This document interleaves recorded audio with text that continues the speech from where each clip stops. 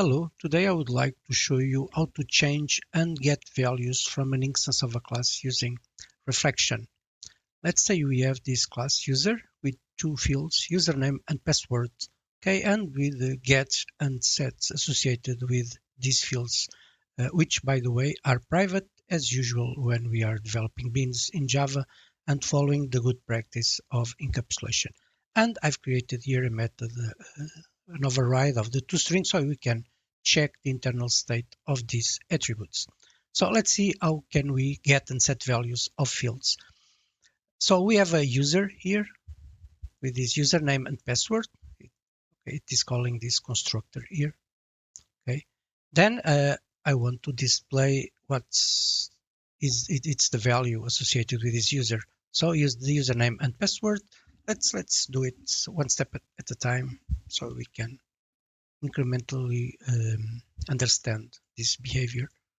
Okay, let's run.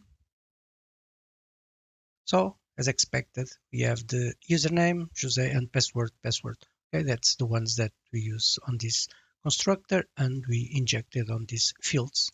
Okay, so we have these two fields, an instance of a user where the username has internally Jose and the password, the word password. Okay, now we want to change password, but using reflection. Of course, we can just do a set, but since we are learning reflection, we will be using reflection. So we want to call this method with the user and the new password that we want to be injected on the password. And of course, after that, I want to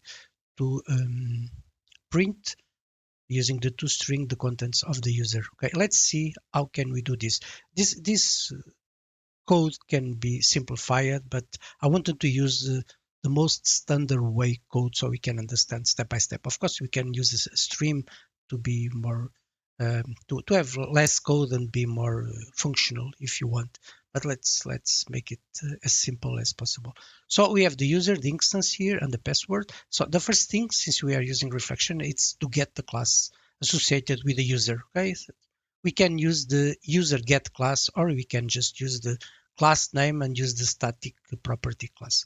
Now I want to get all the fields, okay, of the class.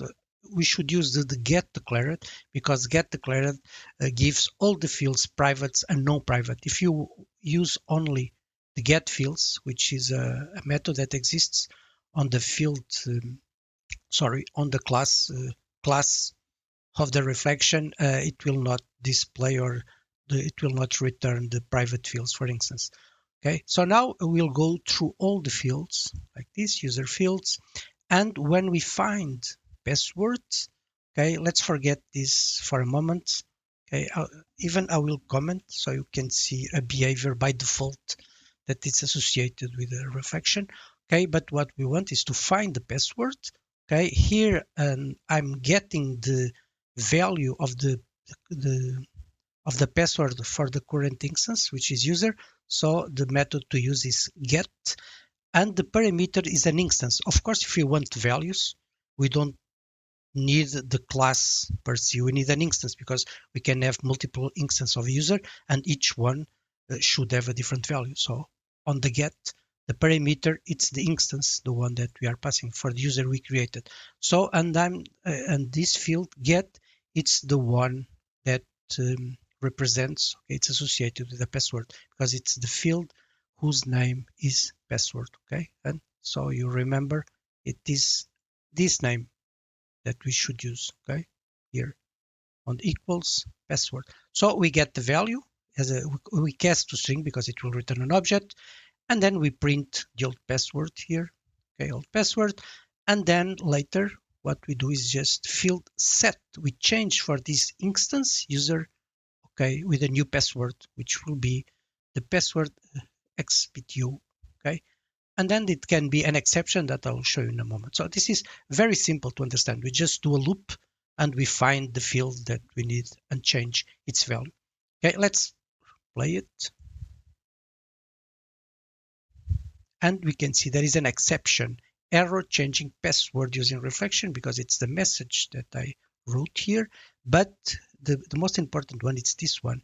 Main cannot access a member of a class modifiers private. It doesn't allow access to private fields as expected. Usually Java tries to be a nice language, saying if the rule is not to access private, even if you are using reflection, you cannot change private fields unless you explicitly need to. And for that, we should uncomment this line and say, for this specific field, okay, I want to change to true, saying, okay, I want this field to be accessible even when it's private.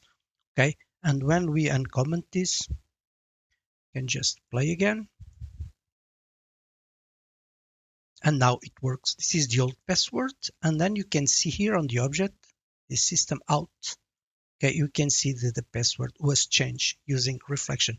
This is really, really nice and really, really important if you need advanced behavior in your code. And I will just show you a little example of a feature video that I will present about object relational mapping.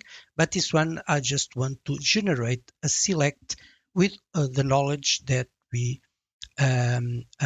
understood now. Okay, so let's see. We have this generate select query. I just pass this class here, user class. Okay, and then with a simple code, say, okay, just create a string builder because we will be creating a string, and get the fields again, get declared fields. I'm passing the class here, but we could have passed the user and develop these two lines to get the fields. It's the same thing. But this method, it's more generic. We can use any class here. Okay, then we get the fields, we get declared fields. We go through all the fields and we just append each name, okay, like this. And then we just remove this final symbol here, and then we add the from, and as you may be guessing, this will be a select statement, okay, that will be generated where we write the word select, then we have all the field names, and then the from, and then the class name here, expecting that the class will be the name of the table. And let's execute this.